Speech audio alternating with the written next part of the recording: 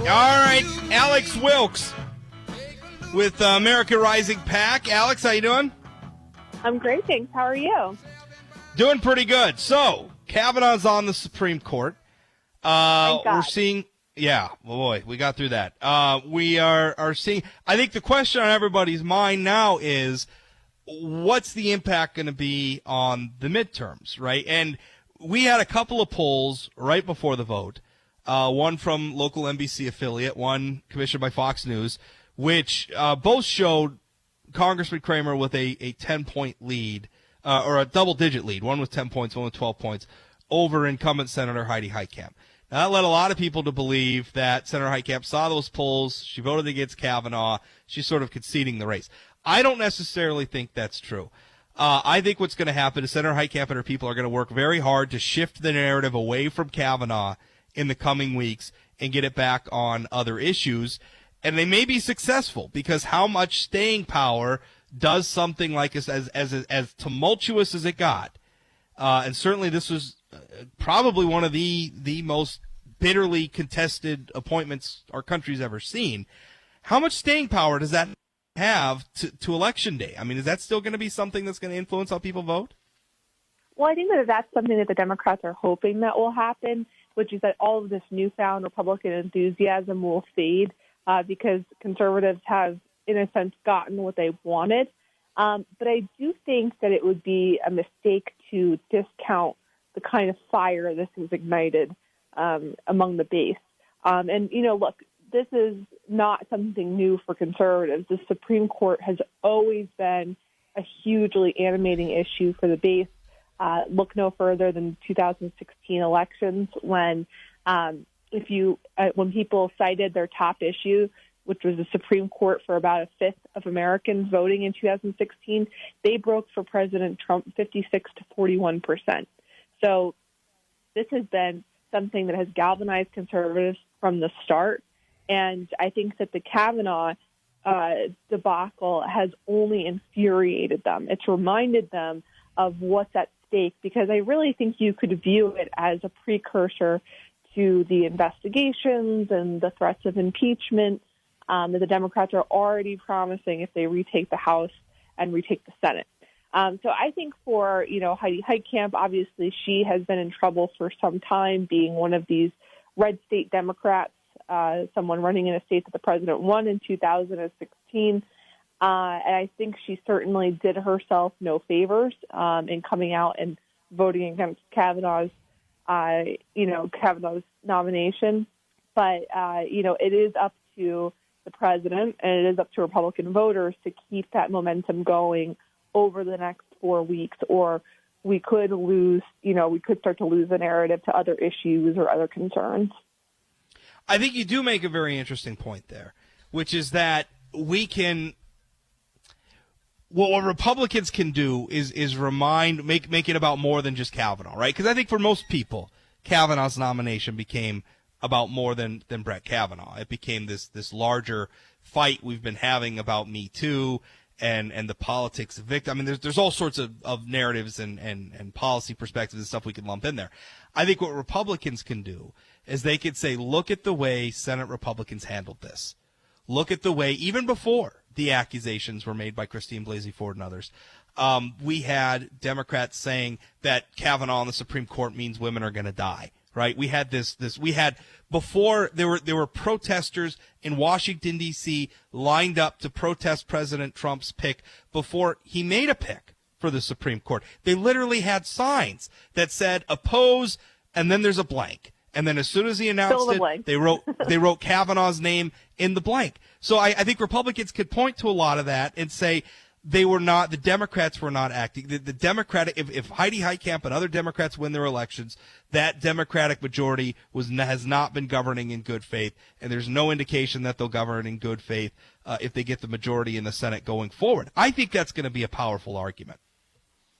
Yeah, and I think that, a lot of what was powerful in 2016 was talking about the America that we want to have in the future. And I think that the Kavanaugh nomination was a wake-up call because, all of a sudden Americans who were perhaps complacent after 2016, they won the White House, the economy's doing well. There's a lot of reasons to kind of just sit at home, maybe sit this one out.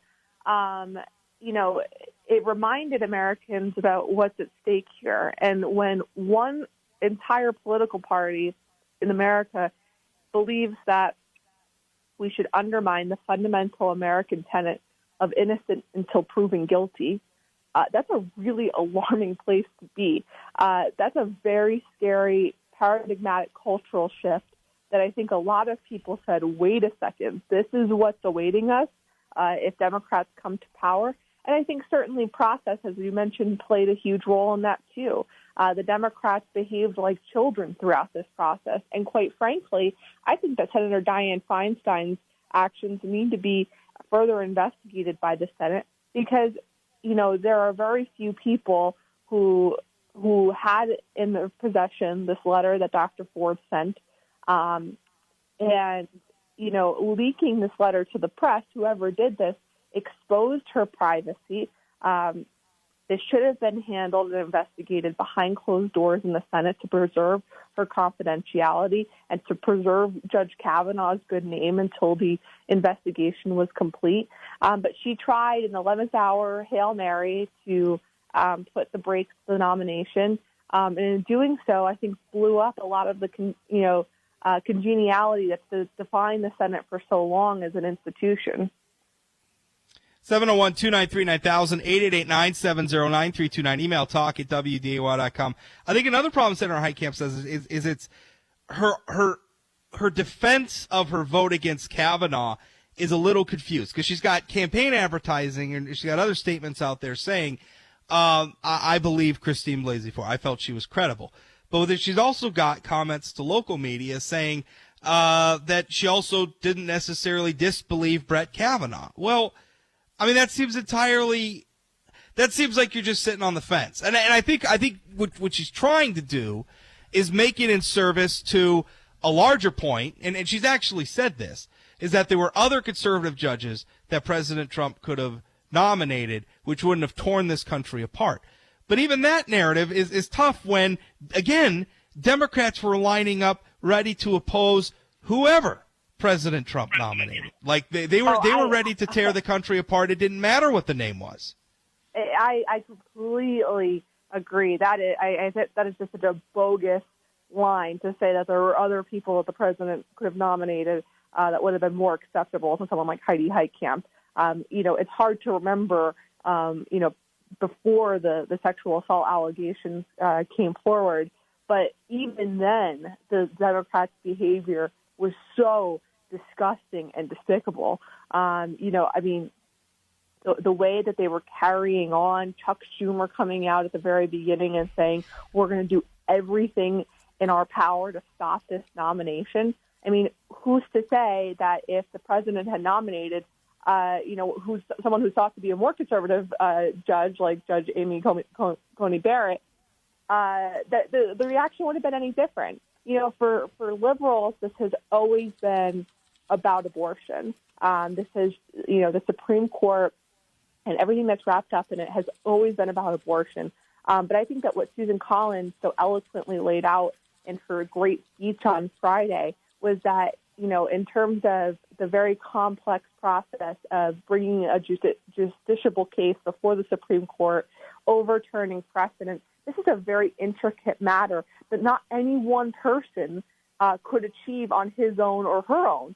And so, the idea that Judge Kavanaugh was going to personally, overturn Roe versus Wade and that women were going to be dying in the streets was just a complete farce from the very beginning.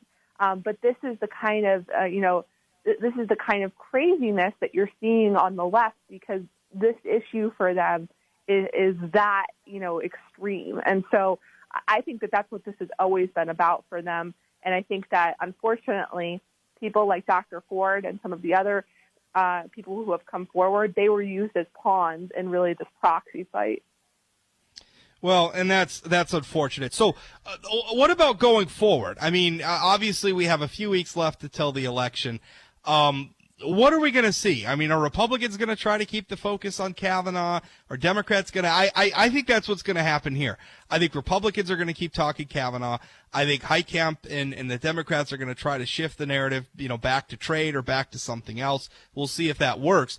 Is it just going to kind of vary from race to race, or is there going to be an overarching strategy here in the final weeks? I think that what Republicans are likely to do, and it's something that I think would be a smart strategy, is to take the Kavanaugh hearings as a larger preview of what is to come should there be Democrats in control of very powerful committees in the House, committees that have the authority to investigate and have subpoena power. I think that you can just envision an endless and absolutely ceaseless sort of string of inquiries coming from the House of Representatives to the White House, trying to jam up the president wherever he goes. And I think that for someone like Heidi Heitkamp, she might want to try to turn the attention to other issues. But you know what? This is a person that has consistently stood up against the president, against her constituents' wishes. And, if she no longer represents the views of her constituents, then it's time for her to go. And so I think that she could try to make this about other issues, but this was a particularly defining one for conservatives, and particularly if they think that Heitkamp, in partnership with Chuck Schumer, if he becomes majority leader in the Senate, would lead to even more shenanigans for President Trump and his administration, they're going to say no way. I think it's important because a lot of, and I can tell you, I mean, North Dakota voted Trump. I mean, we were probably one of the most pro-Trump. I think we're behind only West Virginia in terms of being pro-Trump. And so, North Dakota is obviously very, very, very pro-Trump. I think, in fact, Trump's populist, economic rhetoric, I think is catnip to North Dakota voters. But I know a lot of Republicans here didn't necessarily like Trump's style. That's not unique to North Dakota, but were won over at the idea that he would be the one nominating people to sit on the Supreme Court and not Hillary Clinton. I don't think we can underestimate how important this issue is. I mean, we look back, Obamacare is what really, I think that Obamacare vote is what caused North Dakota to go from an all-Democratic congressional delegation to what is now nearly an all-Republican delegation. And that's because Earl Pomeroy in particular, he cast that vote, and he got slaughtered on Election Day in 2010.